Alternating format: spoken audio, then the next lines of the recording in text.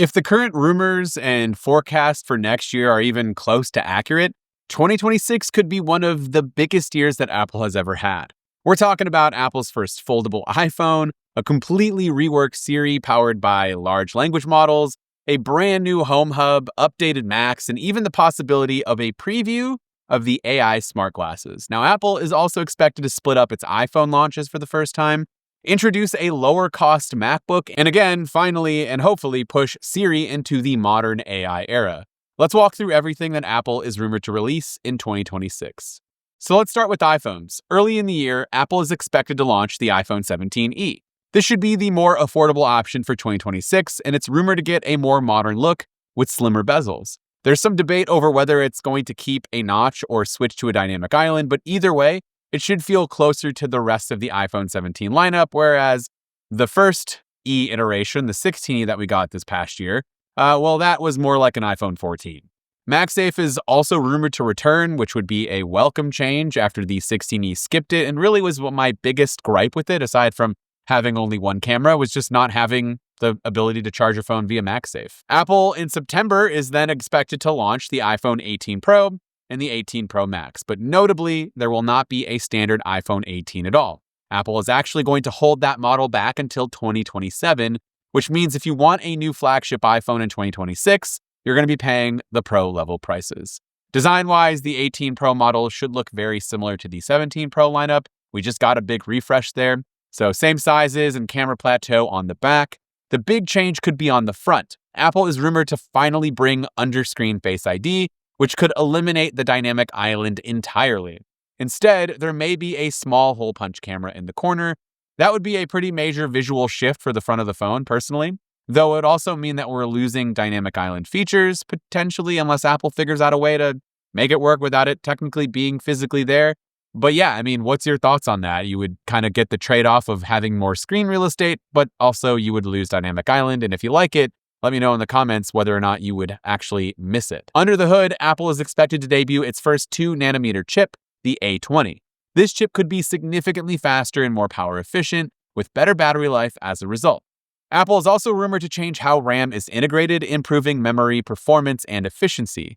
On the camera side, the main lens may get a variable aperture for better low-light performance and more control over depth of field. And connectivity should also improve, with Apple expanding its in-house modem tech and introducing a new combined networking chip. Then there's the headline device, which we just made a full video. You can check it out here if you want to. Apple's first foldable iPhone, expected in September of 2026. It's rumored to use a book-style design with a roughly 7.6-inch display when open and a 5.3-inch-ish display when closed. Apple is reportedly prioritizing thinness with an incredibly slim profile when unfolded. There may be no Face ID at all, with Touch ID kind of built into the side button instead. Very common for foldables, but also usually other OEMs give some sort of face unlock, but Apple's Face ID is different than face unlock for some of these Android competitors. Apple is also said to have largely solved the crease problem, making it nearly invisible when open. The downside is the price. Could land anywhere between, $1,899 to $2,500, but we'll see. But yeah, I just did a video. I 3D printed one based off of the new rumors and dimensions, and it's a short and stubby phone when closed, but it's more like an iPad mini when you unfold it, which is kind of nice. Moving on to iPads, the regular iPad is expected to get a refresh in spring of 2026, and the big change here is that it's going to have an A19 chip. That would allow Apple's most affordable tablet to also support Apple Intelligence features. RAM is also expected to increase to meet AI requirements, making this a surprisingly meaningful update for the entry-level iPad. The iPad Air should also get an early 2026 refresh, jumping up to the M4 chip. Performance gains may be modest for everyday use, but some heavier tasks like video editing, gaming, you should see little improvements there. Fast charging and updated network hardware will also trickle down from the higher-end models, so just makes that one even more, the iPad to recommend like I always do. I think the Air is probably the right iPad for most people. The most interesting iPad update may be the iPad mini, though. It's rumored to get an OLED display, making it only the second iPad with OLED after the iPad Pro. Apple may also improve water resistance and introduce a vibration-based speaker system that removes the traditional speaker holes. Depending on which chip Apple uses, this iPad mini could launch alongside the iPhone 18 Pro later in the year. and it may be slightly more expensive than the current model thanks to that OLED display. On the Mac side, Apple is expected to refresh much of the lineup with M5 chips earlier in the year, but the big story is a brand new low-cost MacBook. This model is rumored to come in under the MacBook Air's price, and it's also using a standard LCD display, and it'll run on the A18 Pro chip. Performance should still be solid for everyday tasks, roughly comparable to the older M series Macs, think like M1.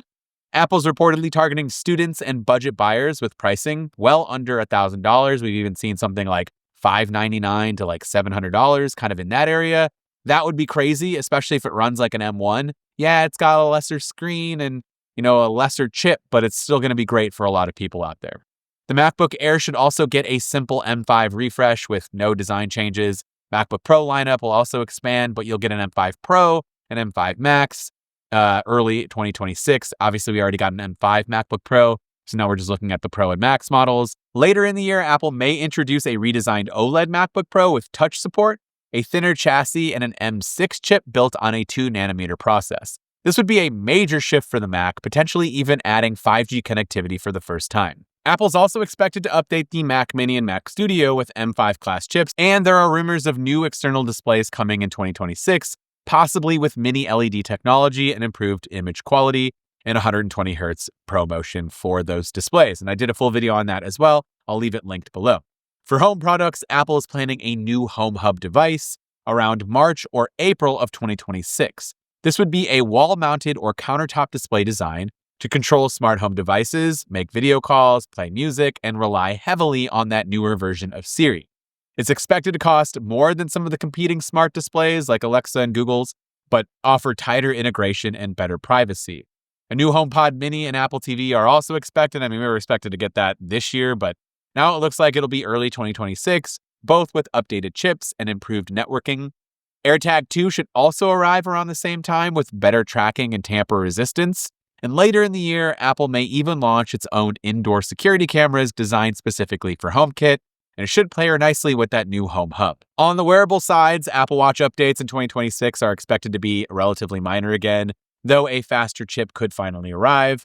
But the big thing here is Apple's also rumored to be working on an AI smart glasses similar in concept to Meta's Ray-Ban glasses. These would rely on the iPhone for processing and focus on audio, cameras, and AI features rather than displays. A preview could happen in late 2026 with a full launch in 2027. From an AirPods perspective, the AirPods Pro may also see another update, potentially adding advanced spatial audio features and gesture controls. And finally, with software, the biggest update may actually arrive in spring of 2026 with iOS 26.4. This update is expected to introduce Apple's long-delayed LLM-powered Siri.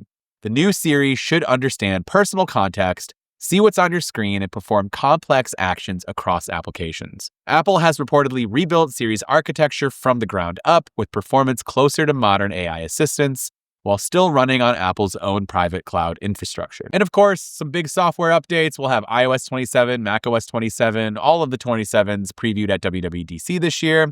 These are expected to build on the new Siri foundation, with Apple focusing more on performance, polish, and reliability rather than flashy new features, which we got pretty much in iOS 26.